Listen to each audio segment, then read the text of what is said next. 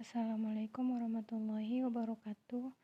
Baiklah, kami dari kelompok 4 yang beranggotakan Afrida Hanum NIM 2417014, Ayura Oktawulandari NIM 2420047, Yudhistira NIM 2420053.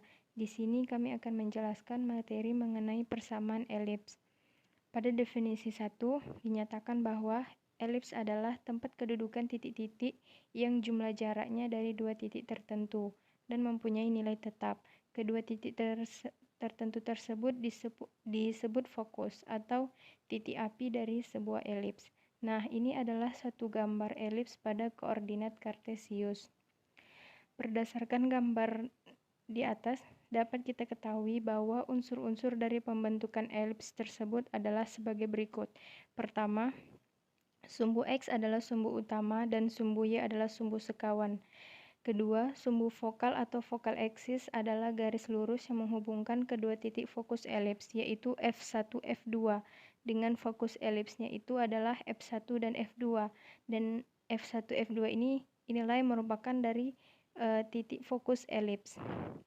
Lalu yang ketiga, titik fokus elips adalah titik tengah kedua fokus elips.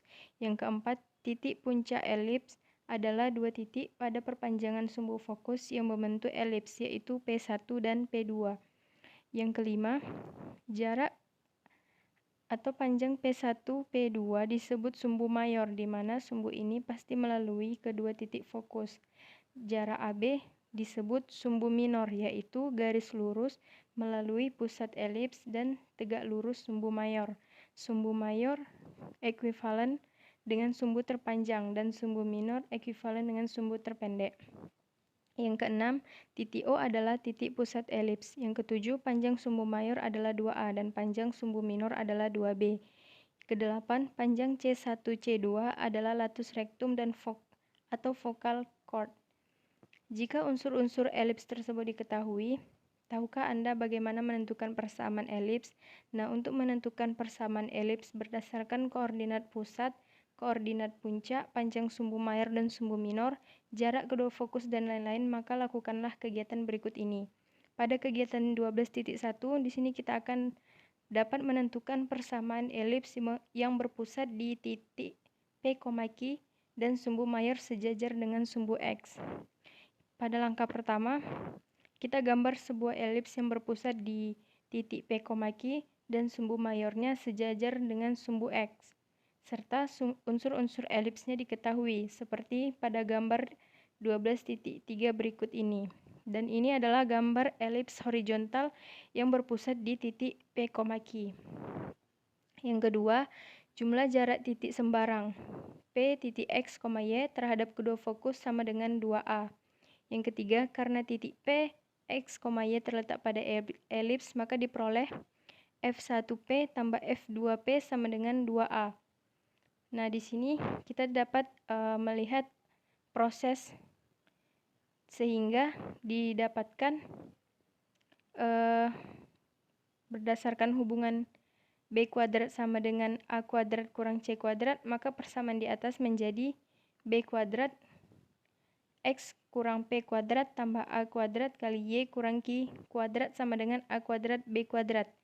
Jika dibagi dengan A kuadrat B kuadrat, maka diperoleh suatu persamaan elips yang dapat disederhanakan menjadi X kurang P kuadrat per A kuadrat ditambah Y dikurang Q kuadrat per B kuadrat sama dengan 1. Tapi dengan syarat A-nya besar dari B. Nah, pada persamaan 17 tersebut tadi merupakan persamaan elips dengan pusat di titik 0 P, Q dengan cara proses aljabar.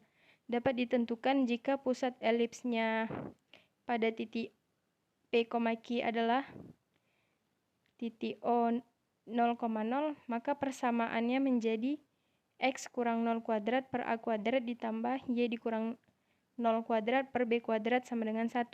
Sehingga diperolehlah persamaan elipsnya yaitu X kuadrat per A kuadrat ditambah Y kuadrat per B kuadrat sama dengan 1. Syaratnya dengan A besar dari B. Nah, persamaan 18 ini merupakan persamaan elips dengan pusat di titik O 0,0. Pada kegiatan 12.1 kita sudah dapat menentukan suatu persamaan elips, yaitu x kuadrat per a kuadrat ditambah y kuadrat per b kuadrat sama dengan 1, dan x kurang 0 kuadrat per a kuadrat ditambah y dikurang 0 kuadrat per b kuadrat sama dengan 1. Sekarang kita juga dapat menentukan persamaan elips jika sumbu mayornya adalah sumbu y seperti terlihat pada gambar 12.4. Nah, ini adalah cara menentukan persamaan elips jika sumbu mayornya adalah sumbu y. Ini adalah prosesnya. Sehingga berdasarkan hubungan b kuadrat sama dengan a kuadrat kurang c kuadrat, maka persamaan di atas menjadi a kuadrat dikali x kurang p kuadrat tambah b kuadrat y kurang q kuadrat sama dengan a kuadrat b kuadrat. Maka jika dibagi dengan a kuadrat b kuadrat, maka diperoleh suatu persamaan elips, yaitu x kurang p kuadrat per a kuadrat ditambah y dikurang q kuadrat per b kuadrat sama dengan 1. Ini adalah persamaan ke-19. Syaratnya a besar dari b. Nah, pada persamaan 19 tersebut, itu adalah merupakan persamaan elips dengan pusat O di titik P, Q. Dengan cara proses aljabar dapat ditentukan jika pusat elips O, P, Q adalah di titik O 0,0, maka persamaannya menjadi x kurang 0 kuadrat per a kuadrat ditambah y dikurang 0 kuadrat per b kuadrat sama dengan 1. Sehingga diperoleh persamaan elipsnya juga, yaitu x kuadrat per a kuadrat ditambah y kuadrat per b kuadrat sama dengan 1. Syaratnya a besar dari b. Saya Yura Oktawilandari akan melanjutkan materi, yaitu selanjutnya masalah 12.1. Tentukan koordinat pusat, koordinat puncak, koordinat fokus, panjang sumbu mayor, panjang sumbu minor, sumbu utama, dan sumbu sekawan dari persamaan elips x kuadrat per 169 ditambah y kuadrat per 81 sama dengan 1.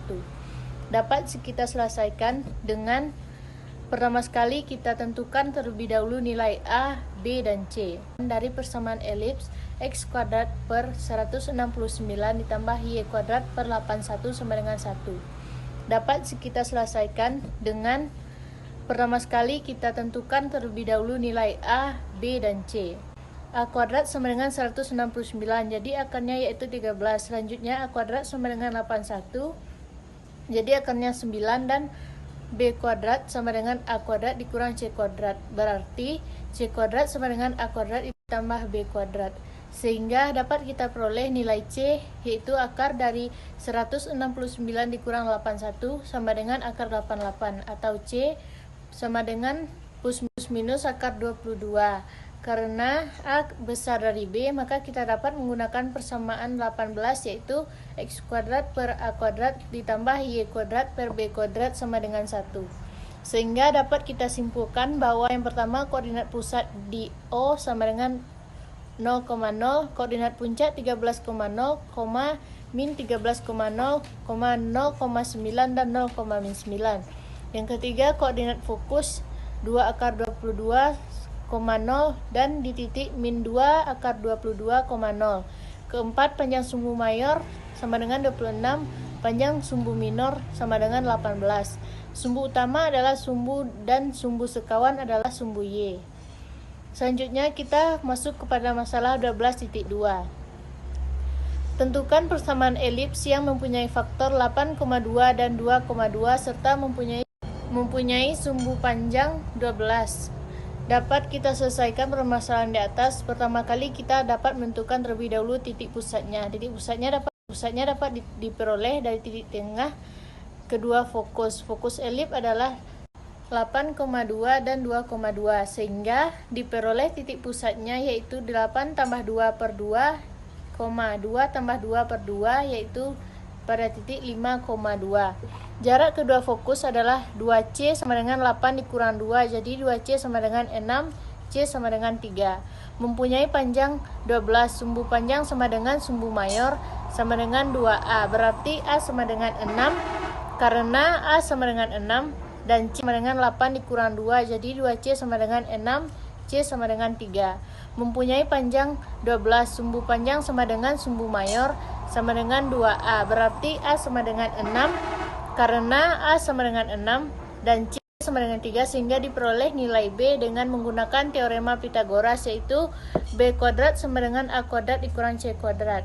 B kuadrat sama dengan 36 dikurang 9, maka B kuadrat sama dengan 27. B sama dengan plus minus 3 akar 3. Jadi persamaan elipsnya yaitu X dikurang 5 kuadrat per 36 ditambah Y dikurang 2 kuadrat per 27 sama dengan 1. Baiklah, selanjutnya kita masuk kepada persamaan direktrix, eksentrisitas, dan panjang latus rektum. Untuk menentukan persamaan direktrix dan panjang latus rektum dapat kita lihat pada gambar 12.5 ini pada pusat 0,0. Dari definisi elips, elips adalah tempat kedudukan titik.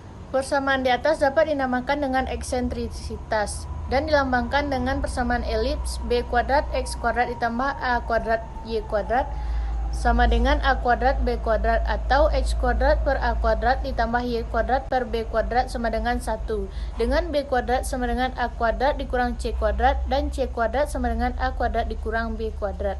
Persamaan B kuadrat sama dengan A kuadrat dikurang C kuadrat dibagi dengan A kuadrat, maka dapat kita peroleh B kuadrat per A kuadrat sama dengan 1 C kuadrat per A kuadrat, maka C kuadrat per A kuadrat sama dengan 1 B kuadrat per A kuadrat.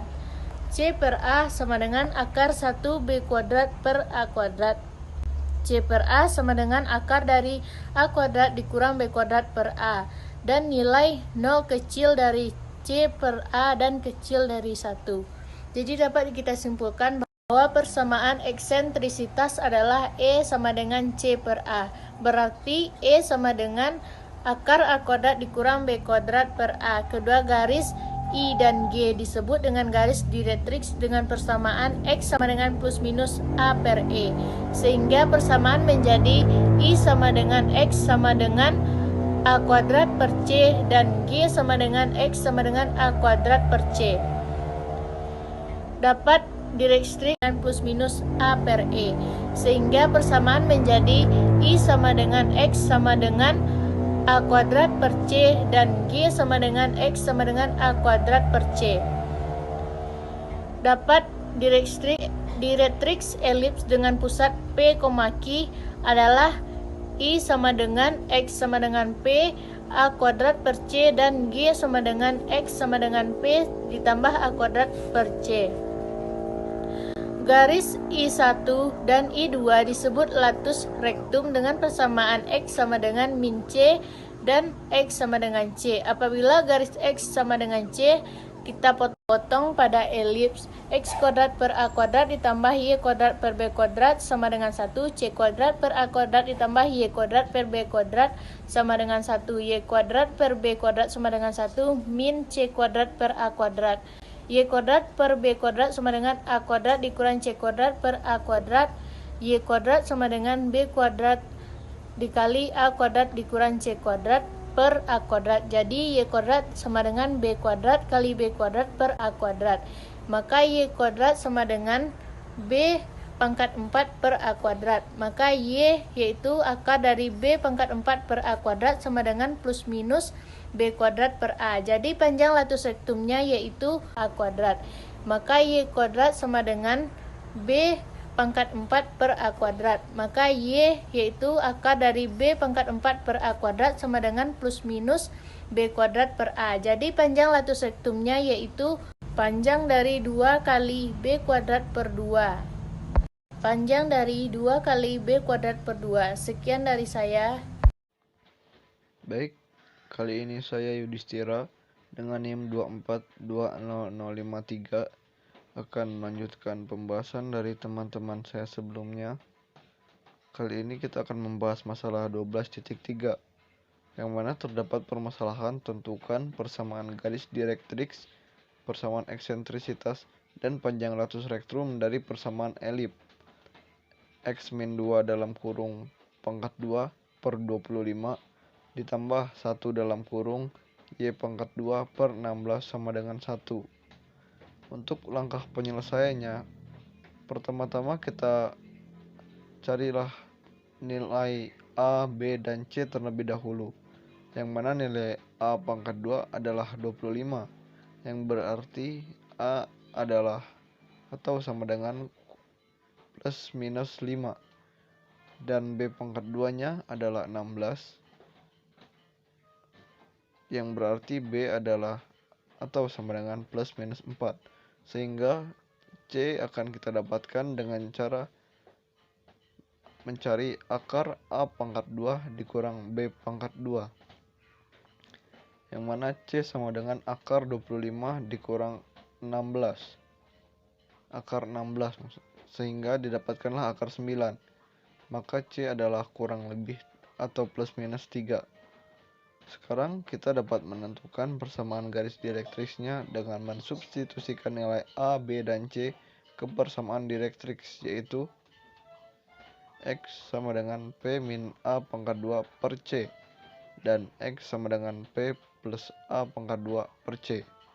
Didapatkanlah menjadi X sama dengan 2 min 25 per 3, dan X sama dengan 2 ditambah 25 per 3.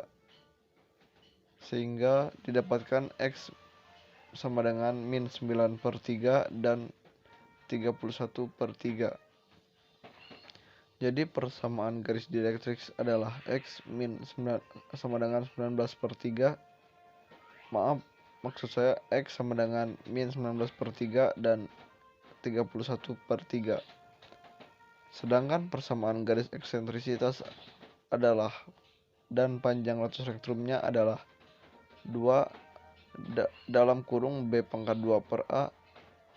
Kita substitusikan kembali nilai B dan A-nya menjadi 2 dalam kurung pangkat 16 per 3 sama dengan 32 per 3, yang merupakan hasil dari 16 per 3 dikali 2. Selanjutnya kita akan membahas kegiatan 12 per 2, menggambar persamaan elips. Perlu diperhatikan apa saja hal-hal yang dibutuhkan untuk melukis sketsa elips adalah sebagai berikut. 1. Mengubah persamaan ke dalam bentuk X min P dalam kurung pangkat 2 per A pangkat 2 ditambah Y min Q dalam kurung pangkat 2 per B pangkat 2 sama dengan 1.